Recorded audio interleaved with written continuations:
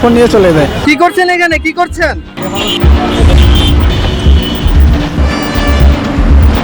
গুলিস্তান ঢাকার অন্যতম ব্যস্ততম এলাকা এখন হয়ে উঠেছে ছিনতাইকারীদের অভয়ারণ্য। ফুটপাতের ভিড়ে কেউ হারাচ্ছেন মোবাইল, কেউ বা মানিব্যাগ। রাস্তা দিয়ে হাঁটার সময় এমনকি বাসের সিটে বসে থাকা অবস্থায় হাত থেকে মুহূর্তেই ফোন কেড়ে নিচ্ছে ছিনতাইকারীরা। তবে এসব ঘটছে খোদ প্রশাসনের নাকের ডগায়। সময় সকাল 11টা। গুলিস্তান জিরো পয়েন্টে ভিওডি বাংলা ইনভেস্টিগেশন টিম লক্ষ্য করে কয়েকজন নেশাগ্রস্ত তরুণ সন্দেহজনকভাবে ঘোরাফেরা করছে।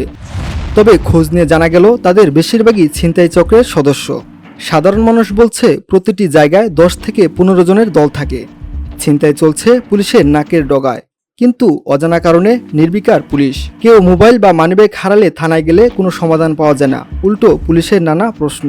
তারা প্রত্যেকটা জায়গাতে সর্বনিম্ন 10 থেকে 15 জন থাকে। পুলিশ প্রশাসনের সামনে এগুলা ঘটনা হচ্ছে, তাদের কাছে গেলে তারা বলে যে কেরা নিয়ে গেছে, কোথায় নিয়ে গেল, কে নিয়ে গেল, কখন নিয়ে গেল। নারী কিংবা পুরুষ সবার ব্যাগ থেকেই মুহূর্তেই উধাও হয়ে যাচ্ছে প্রয়োজনীয় জিনিসপত্র। তবে এসব প্রতিকারে পুলিশের কোনো পদক্ষেপ নেই কেন, এমন প্রশ্ন অনেকের। এক ভাই ফোনে কথা বলছিল, আমি আসি ওনার সাথে কথা বলতে বলতে হুট করে ওনার ফোন নিয়ে চলে যায়। পুরো বিষয়টি নিয়ে কথা বলতে VOD Bangla investigation team phone করেছিল DMP media and public relations বিভাগের এক কর্মকর্তাকে, কিন্তু এমন ঘটনা সম্পর্কে তাদের কাছে কোনো তথ্য নেই বলে জানান তিনি। আমি নাইমুল ইসলাম, ভিওডি বাংলা থেকে বলছি। আমি গুলিস্তান নুরুল হোসেন চত্বরে গিয়েছিলাম। তো ওখানে দেখলাম আপনার মানুষজন হাঁটাচলা করছে, তার মাঝখানে, চত্বরের মাঝখানে কিছু অস্বাভাবিক দেখতে মানুষ ওখানে দাঁড়িয়ে থাকে। তারাই হুট করে মানুষের ফোন নিয়ে চলে যাচ্ছে। হ্যাঁ, এরকম একটা পরিস্থিতি মানে প্রতিনিয়তই হচ্ছে এই জায়গাগুলোতে। তো এটা আমি দেখলাম, মানুষের সাথে কথা বললাম, তারা খুব আতঙ্ক এই জিনিসটা নিয়ে এবং ভয়ে আছে। আসলে এটা নিয়ে আসলে আপনাদের কোনো আছে কিনা, পদক্ষেপ আছে কিনা?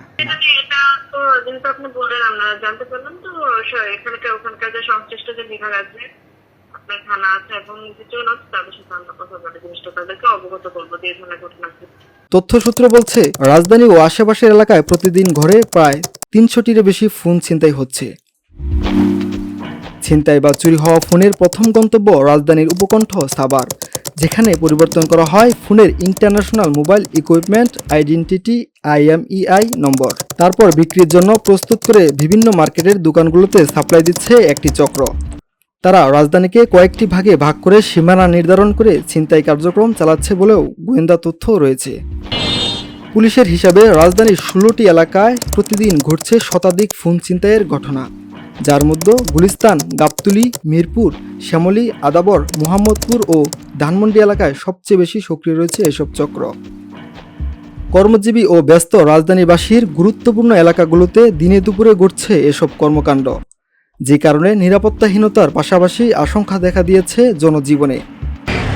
তাই তো এসব অপরাধ বন্ধে সরকারের কঠোর পদক্ষেপ প্রত্যাশা নগরবাসীর। নাইমুল ইসলাম, ভিওডি বাংলা, ঢাকা।